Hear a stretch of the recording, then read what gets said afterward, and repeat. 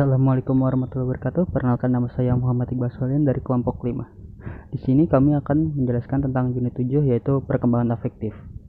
Kehidupan seseorang pada umumnya penuh dorongan dan minat untuk mencapai atau memiliki sesuatu. Perilaku seseorang dan munculnya berbagai kebutuhan disebabkan oleh berbagai dorongan dan minat.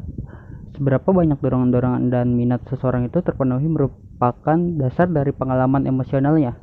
Perjalanan kehidupan tiap-tiap orang tidak selalu sama. Kehidupan mereka masing-masing berjalan menurut polanya masing-masing. Seseorang yang pola kehidupannya berlangsung mulus, di mana dorongan-dorongan dan keinginan dapat terpenuhi, ia cenderung memiliki perkembangan emosi yang stabil dan dengan demikian dapat menikmati hidupnya. Tetapi sebaliknya, jika dorongan dan keinginan tidak terpenuhi, sangat dimungkinkan perkembangan emosionalnya mengalami gangguan. Perbuatan atau perilaku kita sehari-hari pada umumnya disertai oleh perasaan-perasaan tertentu seperti perasaan senang atau tidak senang. Perasaan tersebut dengan warna afektif.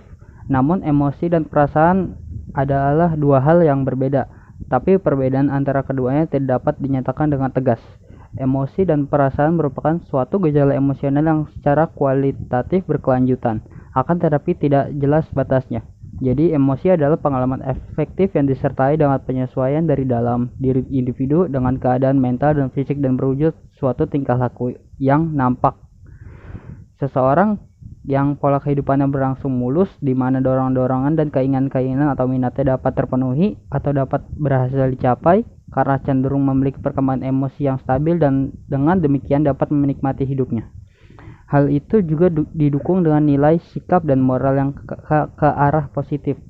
Sedangkan bagi pola kehidupan yang tidak berlangsung dengan mulus atau terdapat hambatan yang membuatnya tidak terlalu menikmati hidupnya, karena emosional tidak stabil, sehingga nilai moral dan sikapnya terkadang cenderung ke arah negatif. Hubungan antara emosional dengan nilai moral dan sikap adalah dorongan emosional dapat mempengaruhi pemikiran-pemikiran dan tingkah lakunya. Karena itu, seseorang individu dalam merespons sesuatu lebih banyak diarahkan oleh penalaran dan pertimbangan yang objektif. Penjelasan di atas menjelaskan tentang bagaimana keterkaitan emosional pada tingkah laku yang akan dilakukan. Pengertian emosi. Perasaan senang atau tidak senang yang selalu menyertai perbuatan-perbuatan kita sehari-hari disebut warna afektif. Warna afektif ini kadang-kadang lemah atau kadang-kadang tidak jelas atau samar-samar. Dalam hal warna afektif tersebut kuat, maka perasaan-perasaan menjadi lebih mendalam, lebih luas dan lebih terarah. Perasaan-perasaan tersebut disebut emosi. Di samping perasaan senang atau tidak senang, beberapa contoh macam emosi yang lain adalah gembira, cinta, marah, takut, cemas, dan benci. Emosi dan perasaan adalah dua hal yang berbeda. Emosi dan perasaan merupakan suatu gejala emosional yang secara kualitatif berkelanjutan, akan tetapi tidak jelas batasnya.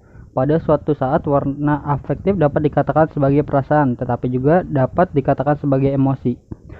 Contohnya, marah yang ditunjukkan dalam bentuk diam. Jadi sukar sekali tidak mendefinisikan emosi. Menurut Crow 1958, pengertian emosi adalah sebagai berikut. An emotion is an affective experience that accompanies a generalized inner adjustment and mental and psychological states in the individual that show itself in his over behavior. Jadi, emosi adalah pengalaman afektif yang disertai penyesuaian dari dalam diri di individu tentang keadaan mental dan fisik dan berwujud suatu tingkah laku yang tampak. Emosi adalah warna afektif yang kuat dan ditandai oleh perubahan-perubahan fisik. Pada saat terjadi emosi, seringkali terjadi perubahan-perubahan pada fisik, antara lain berupa A. Reaksi elektris pada kulit meningkat bila terpesona. Yang B. Peredaran darah bertambah cepat bila marah. C. Denyut jantung bertambah cepat bila terkejut. D. Pernapasan bernapas panjang kalau kecewa. E. Pupil mata membesar bila marah. F. Liur mengering kalau takut atau tegang. G. Bulu roma berdiri kalau takut. H. Pencernaan mencret-mencret kalau tegang. I. Otot. Ketegangan dan ketakutan menyebabkan otot menegang atau bergetar atau tremor.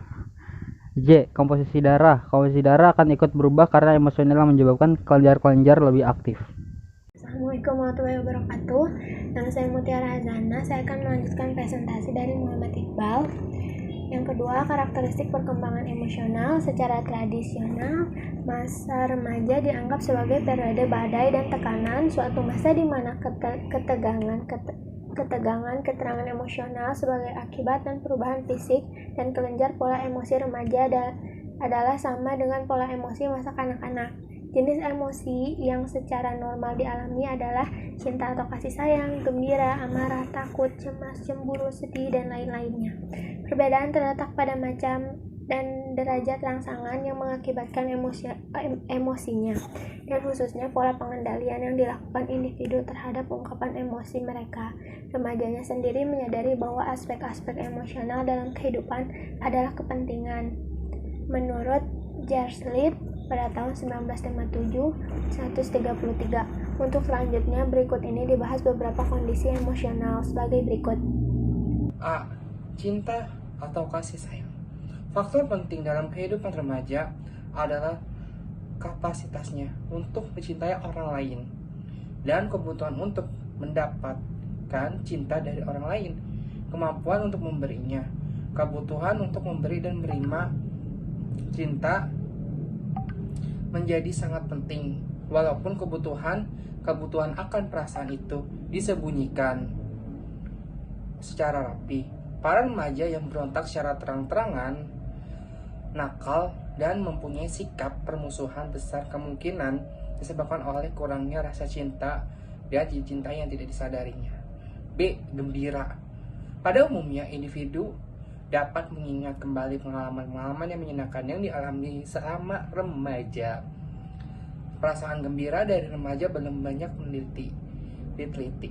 Perasaan gembira sedikit mendapat perhatian dari petugas peneliti daripada perasaan marah dan takut atau tingkah laku, problem atau masalah yang memantulkan kesedihan. Rasa gembira ini akan dialami apabila segala sesuatu berlangsung dengan baik dan para remaja akan mengalami kegembiraannya jika ia diterima sebagai seorang sahabat atau bila ia jatuh cinta dan cintanya itu mendapat sambutan diterima oleh yang dicintainya. C. Kemarahan dan permusuhan. Sejak masa anak-anak, rasa marah telah dikaitkan dengan usaha remaja untuk mencapai dan memiliki kebebasan sebagai seorang pribadi yang mandiri. Rasa marah merupakan gejala yang penting di antara emosi-emosi yang dimainkan peranan yang menonjol dalam perkembangan kepribadian. Pertama di antar emosi-emosi ini adalah cinta, di mana kita diketahui bahwa dicintai dan mencintai adalah segala emosi bagi perkembangan pribadi yang sehat. Rasa marah juga penting dalam kehidupan karena melalui rasa marahnya seorang mempertajam tuntunannya sendiri dan memiliki minat-minatnya sendiri.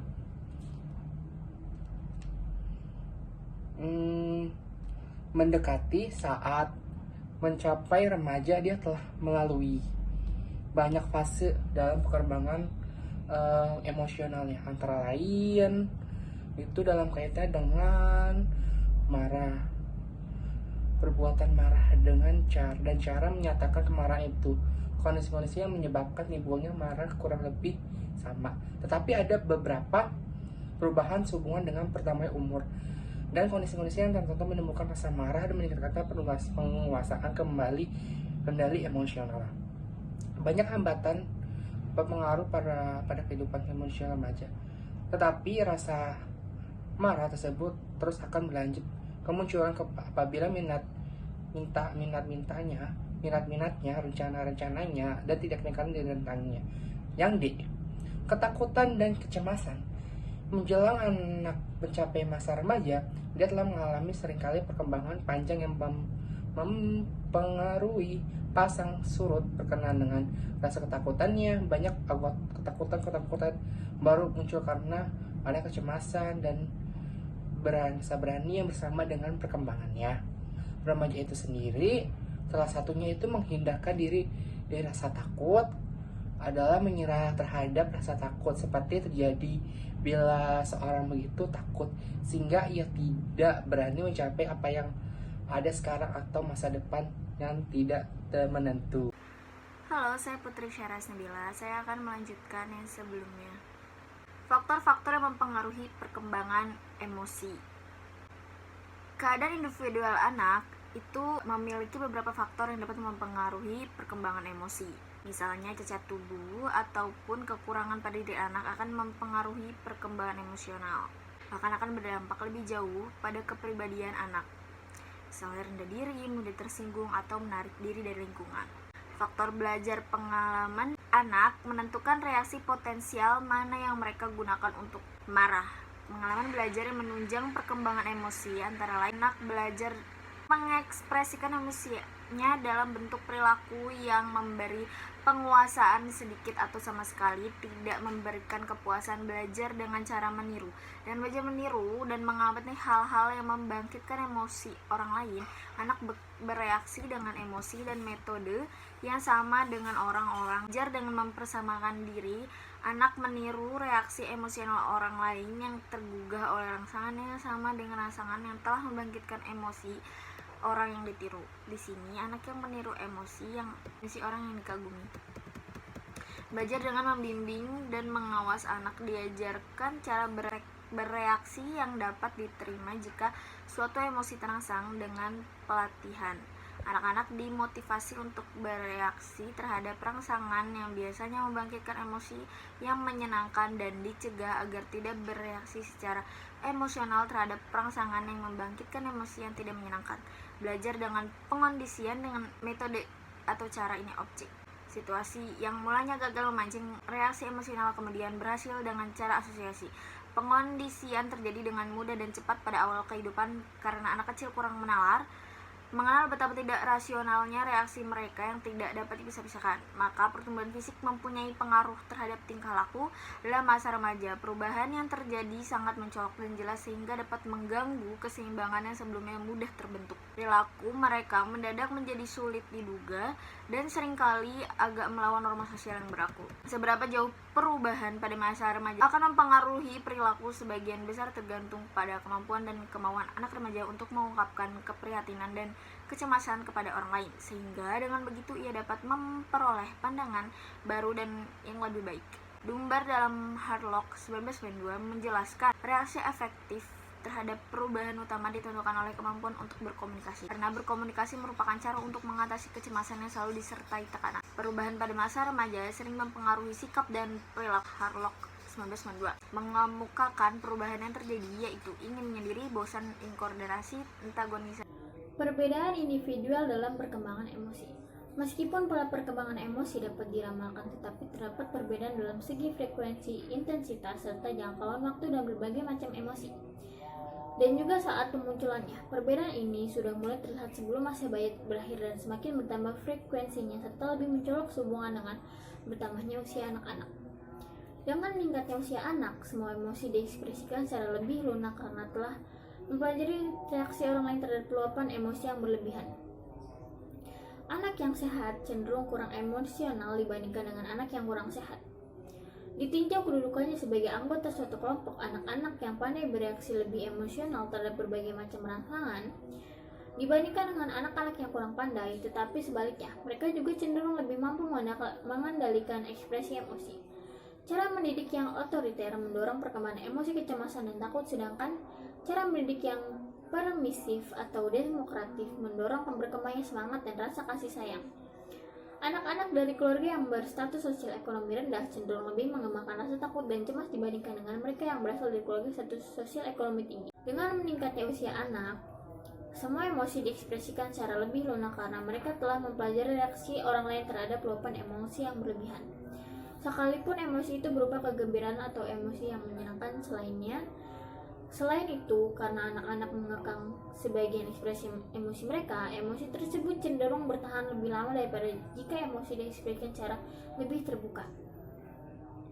Cara mendidik yang otoriter mendorong perkembangan emosi kecemasan dan takut, sedangkan cara mendidik yang permisif atau demokratis mendorong perkembangannya semangat dan rasa kasih sayang.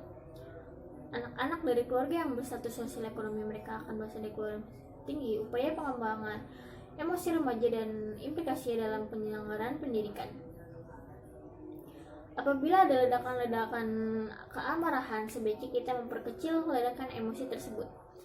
Misalnya, dengan jalan tindakan yang bijaksana dan lemah lembut mengubah pokok pembicaraan dan memulai aktivitas baru.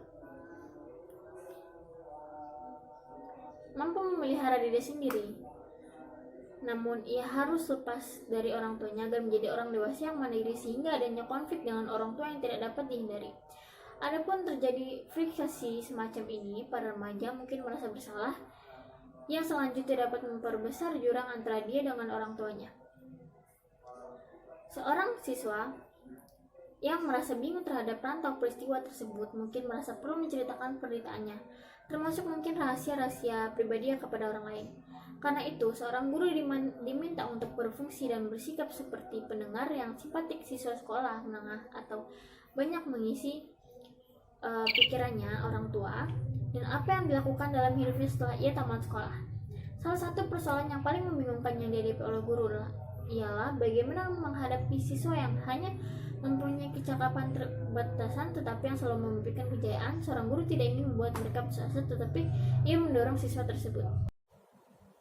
Perkembangan nilai, moral, dan sikap pengertian dan saling keterkaitan antara nilai, moral, dan sikap, serta pengaruhnya terhadap tingkah laku. Nilai-nilai kehidupan adalah norma-norma yang berlaku dalam masyarakat. Misalnya, adat kebiasaan dan sopan santun. Sopan santun, adat, dan kebiasaan, serta nilai-nilai yang terkandung dalam Pancasila adalah nilai-nilai hidup yang menjadi pegangan seseorang dalam kedudukannya sebagai warga negara dengan sesama warga negara. Nilai-nilai yang terkandung dalam Pancasila yang termasuk dalam sila kemanusiaan yang adil dan beradab, antara lain, mengakui persamaan derajat, persamaan hak, dan persamaan kewajiban antara sesama manusia, mengembangkan sikap tenggang rasa dan tidak semena-mena terhadap orang lain, berani membela kebenaran dan keadilan, dan sebagainya. Moral adalah ajaran tentang baik buruk perbuatan dan kelakuan, akhlak, kewajiban, dan sebagainya. Dalam moral, diatur segala perbuatan yang dinilai tidak baik perlu dihindari. Moral berkaitan dengan kemampuan untuk membedakan antara perbuatan yang benar dan yang salah. Dengan demikian, moral merupakan kendali dalam bertingkah laku, dalam kaitannya dengan pengalaman nilai-nilai hidup. Maka, moral merupakan kontrol dalam bersikap dan bertingkah laku sesuai dengan nilai-nilai hidup yang dimaksud. Misalnya dalam pengalaman nilai hidup, tenggang rasa dalam perilakunya, seseorang akan selalu memperhatikan perasaan orang lain. Dia dapat membedakan tindakan yang benar dan yang salah. Nilai-nilai kehidupan sebagai norma dalam masyarakat senantiasa menyangkut persoalan antara baik dan buruk. Jadi berkaitan dengan moral. Dalam hal ini, aliran psikoanalisis tidak membeda-bedakan antara moral, norma, dan nilai. Semua konsep itu menurut Freud menyatu dalam konsepnya tentang superego yang merupakan bagian dari jiwa yang berfungsi untuk mengendalikan tingkah laku ego sehingga tidak bertentangan dengan masyarakat. Sedangkan menurut Garuk, sikap secara umum berkaitan dengan motif dan mendasari tingkah laku seseorang dapat diramalkan tingkah laku apa yang dapat terjadi dan apa yang diperbuat jika telah diketahui sikapnya. Sikap belum menentukan suatu tindakan atau aktivitas, tetapi berupa kecenderungan atau predisposisi tingkah laku. Jadi, sikap merupakan kesiapan untuk bereaksi terhadap objek di lingkungan tertentu sebagai suatu perhayatan terhadap objek tersebut. Dengan demikian, keterkaitan antara nilai, moral, sikap, dan tingkah laku akan tampak dalam pengalaman nilai-nilai. Dengan kata lain, nilai-nilai perlu dikenal terlebih dahulu, kemudian dihayati dan didorong oleh moral. Baru akan terbentuk sikap tertentu terhadap nilai-nilai tersebut. Pada akhirnya terwujud tingkah laku sesuai dengan nilai-nilai yang dimaksud.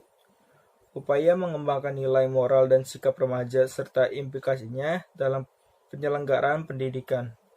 Perwujudan nilai, moral, dan sikap tidak terjadi dengan sendirinya. Proses yang dilalui seseorang dalam pengembangan nilai-nilai hidup tertentu adalah sebuah proses yang belum seluruhnya dipahami oleh para ahli.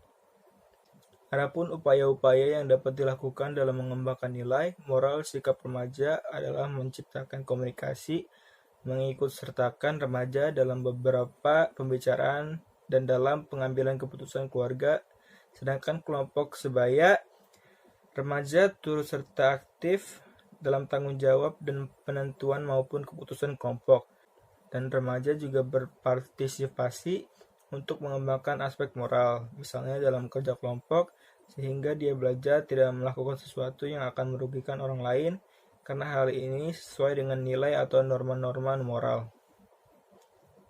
Menciptakan iklim lingkungan yang serasi. Usaha pengembangan tingkah laku nilai hidup hendaknya tidak hanya mengutamakan pendekatan-pendekatan intelektual semata-mata, tetapi juga mengutamakan adanya lingkungan yang kondusif di mana faktor-faktor lingkungan itu sendiri merupakan penjelmaan yang konkret dan nilai-nilai hidup tersebut. Selain itu, lingkungan bersifat mengajak, mengundang atau memberi kesempatan atau lebih aktif daripada lingkungan yang ditandai dengan larangan dan peraturan yang membatasi.